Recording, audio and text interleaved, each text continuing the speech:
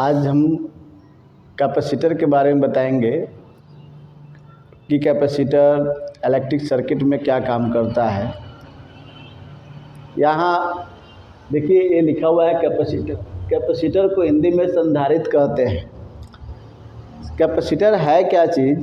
तो कैपेसिटर दो चालक प्लेटों का एक ऐसा संयोजन जिसका आकार परिवर्तन किए बिना उस पर आवेशों की पर्याप्त मात्रा संचित किया जा सकता है, स्टोर किया जा सकता है।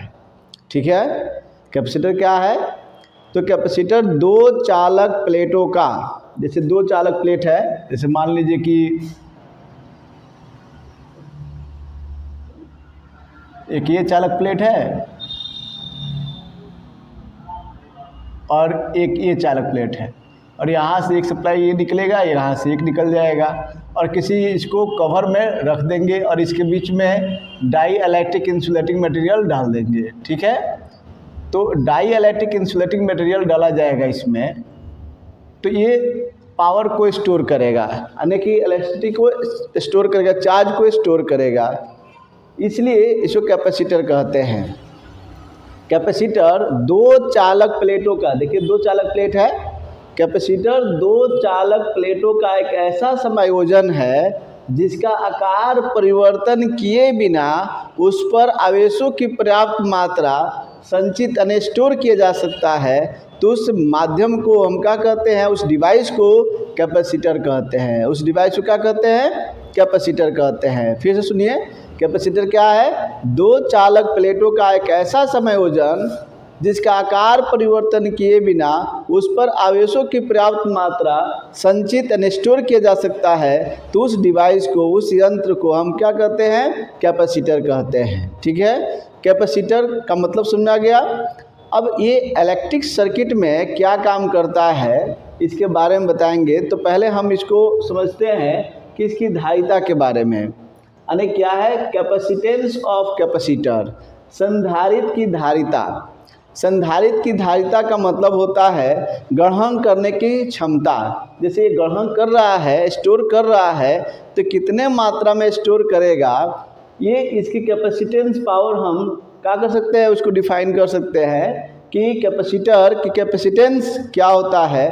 तो कैपेसिटर किसी एक प्लेट को दिया गया आवेश, ध्यान दीजिए, कैपेसिटर का कैपेसिटेंस पावर क्या होता है? किसी एक प्लेट को दिया गया आवेश तथा दोनों प्लेटों के बीच उत्पन्न वोल्ट यानी विभवांतर के अनुपात को संधारित्र की धारिता C कहते हैं। इसको हम C से प्रदर्शित करते हैं। संधारित्र की धारिता C equal to Q/V। V माने वोल्ट, यानी कुलाम कुलाम प्रति वोल्ट हो जाएगा। संधारित्र की धारिता क्या है? किसी एक प्लेट को दिया गया आवेश, Q कुलाम का आवेश दिया जा रहा है, किसी एक प्लेट को दिया गया आवेश तथा दोनों प्लेटों के बीच उत्पन्न विभवांतर के अनुपात को, अनुपात माने Q/V के अनुपात को संधारित्र की धारिता C कहते हैं। ठीक है, तो संधारित्र की धारिता समझ में आया कि संधारित्र की धारिता जो है वो कैपेसिटर का कैपेसिटेंस पावर दोनों प्लेटों के बीच जो उत्पन्न विभवांतर है, एक प्लेट को दिया जा रहा है आवेश, लेकिन दोनों प्लेटों के बीच जो है विभवांतर उत्पन्न हो जा रहा है, यानी विभव के अंतर को विभवांतर, और विभवांतर को ही वोल्ट कहते हैं। आप जानते ही हैं, पहले बता चुके हैं। इससे पहले जो है इलेक्ट्रिसिटी का एक चैप्टर हमने बनाया था, उसमें आप लोगों को बताया था कि वोल्टेज क्या होता है। तो यहाँ पर दो तारों के बीच जो विभव का अंतर होता है उसी को विभवांतर कहते हैं, विभवांतर को ही वोल्ट कहते हैं। जैसे मान लीजिए कि ये फेस और न्यूट्रल हो गया, इन दोनों के बीच में जो पोटेंशियल डिफरेंस हुआ उसी को हम क्या कहते हैं? वोल्ट कहते हैं। और चाहे पॉजिटिव हो गया या निगेटिव हो गया, तो दोनों के बीच के जो डिफरेंस है, पोटेंशियल डिफरेंस है, उसी को वोल्टेज कहते हैं। तो यहाँ तो आपको समझ में आ गया होगा कि कैपेसिटर का कैपेसिटेंस क्या होता है। तो कैपेसिटर का कैपेसिटेंस जो होता है, एक प्लेट को दिया गया आवेश तथा दोनों प्लेटों के बीच उत्पन्न विभवांतर के अनुपात को संधारित्र की धारिता C कहते हैं। ठीक है, जैसे आप को बताए थे हम पहले भी कि जब एक कंडक्टर वायर है, अब इस कंडक्टर वायर में मुक्त इलेक्ट्रॉन है, फ्री इलेक्ट्रॉन है, तो इस पर वोल्ट देते हैं, दबाव देते हैं, तो इसमें इलेक्ट्रॉन प्रवाहित होता है। ठीक है। जब इलेक्ट्रॉन प्रवाहित होता है तो वोल्ट देते हैं, इस पर दबाव देते हैं, वो वोल्ट हो गया। जब इलेक्ट्रॉन प्रवाहित होता है तो करंट हो गया, और जो इसके मार्ग में अवरोध उत्पन्न करता है उसको रेजिस्टेंस कहते हैं। उसी तरह से अगर ये पानी है, जैसे पाइप है, और पाइप के अंदर जो है पानी है, और पानी को जब हम दबाव देंगे, यहाँ से पानी को दबाव देंगे तो क्या हो जाएगा, यानी कि वाटर प्रेशर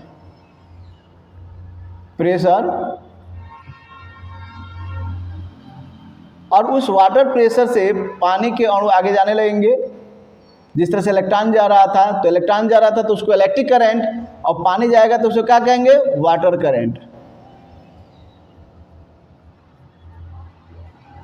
करंट। तो जिस तरह से इसमें पानी जा रहा था उसको वाटर करंट कहते हैं, और पानी के ऊपर दबाव है उसको वाटर प्रेशर एंड वोल्टेज कहते हैं। उसी तरह से इसमें भी कंडक्टर वायर है, और कंडक्टर वायर में जब इलेक्ट्रॉन को प्रवाहित कराना होता है दबाव देते हैं, उसको वोल्टेज कहते हैं, और उस दबाव से जब इलेक्ट्रॉन आगे बढ़ता है तो उसको इलेक्ट्रिक करंट कहते हैं। तो इसमें भी पावर को स्टोर करने के लिए यहाँ कैपेसिटर बनाया गया है। उसी तरह से जो है हम क्या करते हैं कि पानी को भी, पानी के बहाव में जो है उसको स्टोर करने के लिए टैंक बना देते हैं। क्या बना देते हैं, एक टैंक बना देते हैं, ठीक है।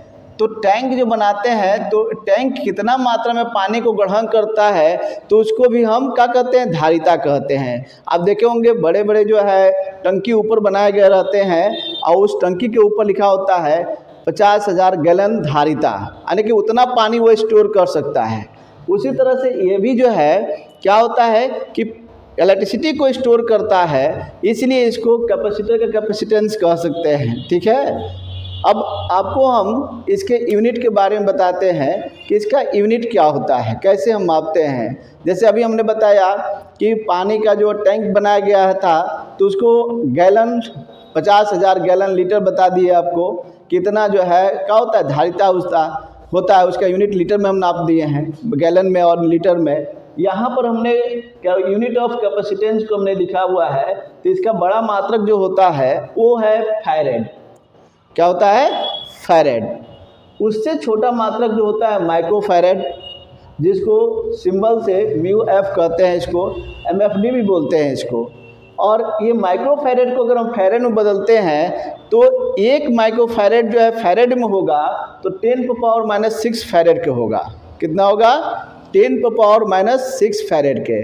मतलब कि एक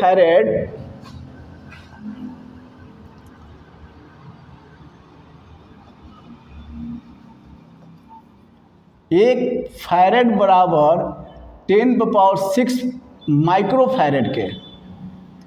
मतलब कि एक फैरेड बराबर 10⁻6 माइक्रो फैरेड के। तो एक माइक्रो फैरेड बराबर क्या हो जाएगा, 1/10⁻6 हो जाएगा। तो ये ऊपर जाएगा तो 10⁻⁻6 हो जाएगा कि नहीं होगा, और फैरेड के हो जाएगा। एक माइक्रो फैरेड को फैरेड में बदलेंगे तो ये नीचे आ जाएगा, तो नीचे आएगा तो ऊपर जाएगा तो माइनस में हो जाएगा। तो ये 10⁻⁻6 फैरेड के। उसी तरह से अगर हम एक फैरेड को अगर हम क्या कहते हैं नैनो फैरेड में बदलते हैं, यानी NF नैनो फैरेड में बदलेंगे तो कितना हो जाएगा, तो नैनो फैरेड में हो जाएगा 10⁻9 क्या हो जाएगा, नैनो फैरेड NF। तो अगर हम नैनो फैरेड को बदलेंगे NF बराबर, यानी एक नैनो फैरेड बराबर, तो 1/10⁻9 हो जाएगा, और ये हो जाएगा 10⁻9 फैरेड के। ठीक है, समझ में आ रहा है। अब उसी तरह से जो है यहाँ पर हम लिख दिए कि एक नैनो फैरेड बराबर 10⁻9 फैरेड के। उसी तरह से अगर हम क्या करते हैं कि पिको फैरेड, यानी एक फैरेड को पिको फैरेड में बदलते हैं तो 10⁻12 जो है क्या हो जाएगा, फैरेड पिको फैरेड को हो जाएगा ना PF। क्या कहते हैं, PF। अब इसको 1 PF बराबर क्या हो जाएगा, 1/12, और ये हो जाएगा 10⁻⁻12 फैरेड के। ठीक है। और उससे और छोटा मात्रक देखिए, ये सबसे बड़ा मात्रक फैरेड, उससे छोटा मात्रक माइक्रो फैरेड, उससे छोटा मात्रक नैनो फैरेड, उससे छोटा मात्रक पिको फैरेड, उससे छोटा मात्रक जो है फेम्टोफैरेड होता है। ये स्मॉल एफ और कैपिटल एफ, देखिए इसमें पी है और कैपिटल एफ है, तो ये फैरेड हो गया। क्या हो गया? फैरेड। तो ये यूनिट है कैपेसिटर नापने का। ठीक है, समझ में आ गया कैपेसिटर नापने का यूनिट क्या होता है।